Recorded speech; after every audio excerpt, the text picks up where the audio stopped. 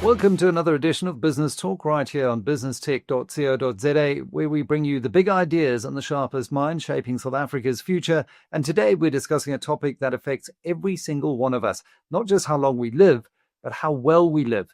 And I must say, as someone who's in their mid-40s, I've really started to think quite deeply about this particular issue. For decades now, we've seen advances in medicine and technology greatly increasing our life expectancy. But the thing is, are we actually living better, happier, healthier lives? Or are we just prolonging some of the suffering at the back end while many more years are now managed in chronic illness rather than enjoying vibrant health? And it's just a fact of life. And that's got some serious implications, not just for you and me, but for industries like insurance as well. So joining me to unpack this is someone who's really at the cutting edge of this intersection between health and insurance, Riaan van Reenen, who is CEO of Discovery Life, a name that's really become synonymous with the shared value insurance model across various businesses within the broader Discovery Group. And it's all about rewarding people for living healthier lives and aligning long-term health with their financial outcomes. So, Riaan, it's a great pleasure to have you on to talk about Discovery and how you are seeing this unfold, so to speak, using data and technology. But let's just start with a basic headline question, because as I said, well, life expectancy has improved dramatically. The quality of those additional years varies. What's the difference between lifespan and health span? And from where you're sitting, why does it matter? Hello, Michael. Thanks for having us today. There's a key difference between lifespan and health span. I think the key reason why it matters for everyone is really lifespan has increased over recent years, as you've said, but that doesn't mean that those extra years are necessarily spent in good health. And we want to live those longer extra years in good health and enjoy life, not spend life in a state where you're in a disabled state or suffering from chronic conditions. So the key difference really between lifespan and health span is how we think about living those years healthily. And that's really at the center of Discovery's philosophy of making people healthier and enhancing and protecting their lives, is to make sure that those extra lives are enjoyed in good health. In fact, it's so interesting. There's a Netflix documentary I watched the other day about a billionaire, Silicon Valley tech billionaire, who is now trying all of these newfangled techniques to extend his life. He's really an outlier, though. He's probably at the extreme end in terms of his daily routine and everything that he does. But the thing is, we do have the ability to manage that. We have the levers. But firstly, how is this trend impacting the life insurance industry, particularly from a risk and a cost perspective? Yes, so again, there's a big correlation between health and chronic illness, and then the risk pool of an insurer or a life insurer. So just living longer is good from a mortality perspective, but if you are sicker during those years, you've got a bigger burden of disease on society, as well as your probability of claiming for things like disability or critical illness, which is very important at type of covers for old ages, is increased. So we see a very strong correlation. As the chronic conditions improve or are better managed, your risk profile improves. That means that we've got a lower probability of paying claims. And then importantly, from a customer's point of view, they reap the rewards from one, living longer, healthier, so enjoying life better, but also getting the financial rewards. In our case, from our shared value insurance product, as you've mentioned. Very interesting, Riaan. But talk to me about the shared value model, because I'm a Discovery Health member and I think everyone knows about it, but I sometimes forget that not everyone understands exactly how shared value works or how it incentivizes the right behavior. How are you using it to help Discovery clients live longer and healthier lives? So it's actually a very simple concept. So it's really a win-win situation. So Discovery Life, in partnership with Discovery Vitality and Discovery Health, can really use all the incentives that's available in the Vitality program to incentivize healthier living. So not only do we give access to tools to live healthier, for example, healthy foods or access to gym via Vitality, we can then actively use that data as members engage and live healthier and reward them within the Discovery Life plan.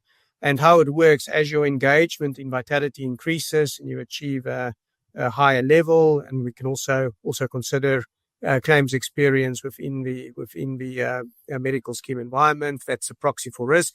So as your risk reduces, you live healthier on the life plan. You can benefit directly from lower premiums every month, bigger paybacks that are paid out at a 5-yearly or a 10-yearly cycle, cash conversions that's available as optional buy-up, and then really monetize that health. So I think that's what's unique in the Discovery shared value model.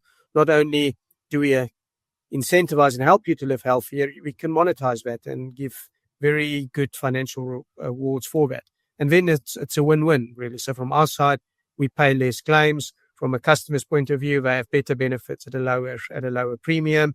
From an advisor's point of view, they benefit from a better persistency and longer commission streams over time. And society also benefits because you lower that burden of disease that we started this conversation by, and you have a healthier society. So it's actually quite a concept, but very profoundly impactful model. And one can see why it's taught as a case study at Harvard, this whole shared value model, because it's not just about the client and the insurer. It's about the broker. It's about broader societal benefits.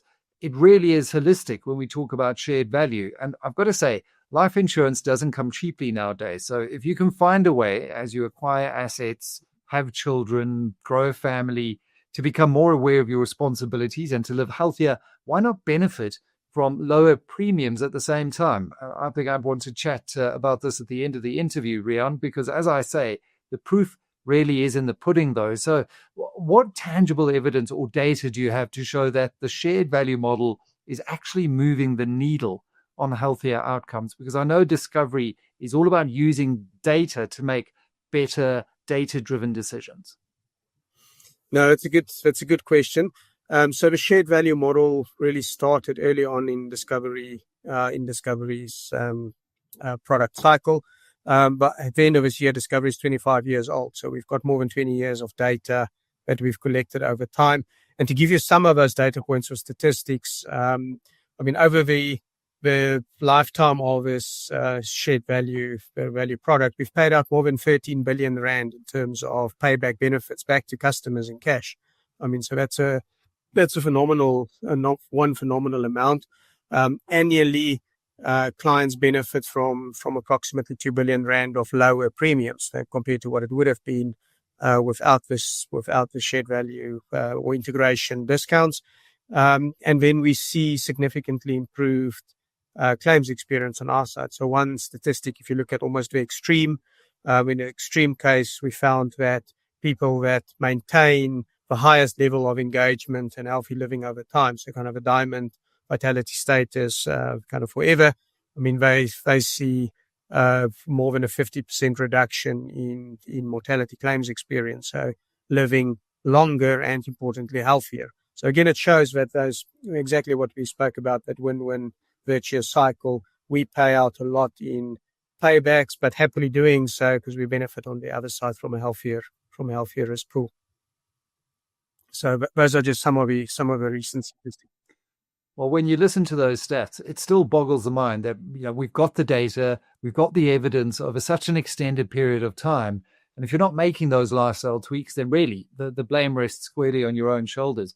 If you're not looking to live a better, healthier and longer life, nothing is worse than being in poor health in your final years and also becoming a burden on those that you love or your family. Now, I know one of the big buzzwords in fintech and insurtech today is hyper-personalization. Everyone wants their Spotify playlist customized because they think just that's the way everything should work. Every company should know exactly what my musical taste is. So how are you leveraging that at Discovery Life? And specifically, how does the personalized payback booster fit into all of this? So we've recently launched in conjunction with or in partnership with Discovery Health and Vitality, the personalized payback booster. And how it really works is it's on the back of the personal health pathways that's introduced by Discovery Health and on the Discovery Health app. We use deep algorithms to recommend personalized actions for each individual. So really tailored to your age, your health conditions or your lifestyle. What is the next best medical action that will make a positive impact on your health? And how that then manifests is if you complete these actions and sufficient actions to close a health ring on the health app, that data will get fed through to Discovery Life. So each ring that is closed, we then boost your payback to the maximum level that's applicable under that plan, and that's available on all new life plans that we've sold from the beginning of this year. And basically, from completing that health ring, boost that payback to the maximum value. This can happen up to 3 times a year, and at its highest level, that manifests in a full monthly premium that gets deposited in addition to your normal paybacks into your payback fund, and that's available through the normal payback mechanism. And I think importantly, this comes at no extra cost to the customer. So we're so confident that by doing these hyper-personalized health actions, we will improve your health. We'll see a further improvement in the risk pool, and we're comfortable to share that benefit with our customers. So it's available on new life plans. We're really excited about it, and the initial take-up has also been quite encouraging. Right. So you can say, oh, well, I'm Michael Avery. You're a 44-year-old male, 84 kgs. This is what we think you need to do to close this particular ring. Get out there, have your 5K run, or do these bits, whatever it is. And if you do that, you're getting a full month's premium back. It really is brilliant how technology underpins all of this innovation. We just couldn't do it all in the past because we didn't have the ability to track this kind of data. What other cutting edge tools or platforms are you excited about right now that are helping South Africans stay healthier for longer?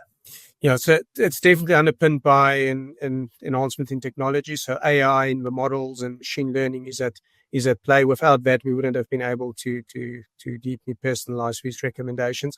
And I think the other point is it's really targeted at where it's most needed.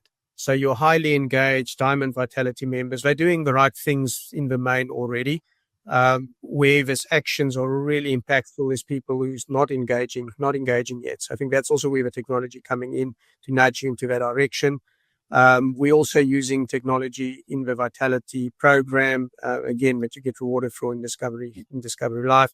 Exercise data through wearable devices is a long-standing data point that we've used. And even that gets enhanced over time. So I'll give you one example.